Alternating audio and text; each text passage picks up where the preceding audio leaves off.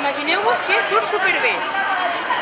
7 clubs i prop de 5 gimnastes van participar al Campionat de Catalunya de Gimnàstica Aeròbica, on a més es va disputar la segona fase de la Copa Catalana i del Campionat Escolar.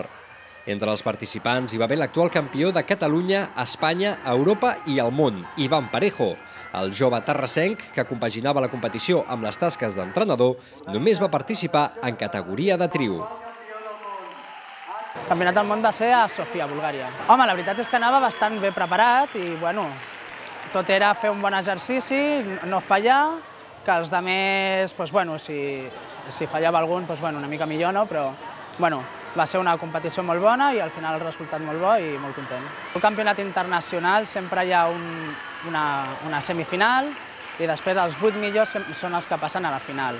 Normalment als campionats internacionals marxem una setmana perquè, clar, ha d'haver-hi un període d'entrenament allà per adaptar-te i és el període d'adaptament, la semifinal i la final ja. Com que no és conegut, doncs, és un mes, no és com el futbol, no? Si fos campió del món de futbol seria diferent. Però content del que faig i orgullós i molt bé. Intentar-ho treure a llocs als medis de comunicació també, perquè per la tele abans sortia molt, ja no surt mai.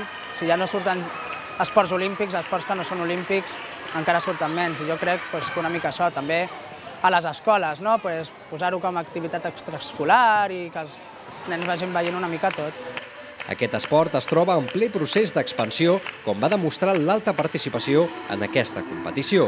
Es tracta de potenciar la gimnàstica aeròbica. És un esport molt fàcil per poder competir perquè el material que necessitem és mínim. Amb escoles, sobretot a la base, és molt fàcil començar, només es treballa la força i la flexibilitat i un apartat de coreografia que els entrenadors han de fer cursos igual que les altres modalitats.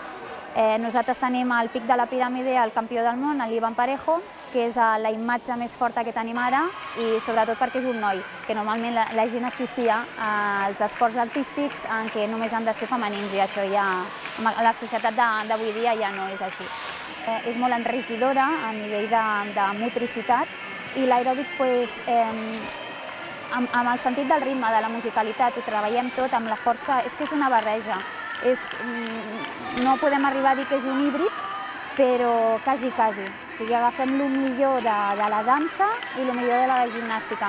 Llavors ho potenciem i això és molt bo, sobretot a la base pels nens, perquè treballen el ritme, la coordinació, motricitat, força, flexibilitat, potència, salt. Pedro Cabañas i Noemí Bernardino van ser els guanyadors en categoria sènior individual i Iván Parejo, Adso Romero i Pedro Cabañas a la categoria trio. Els guanyadors representaran Catalunya als Campionats d'Espanya.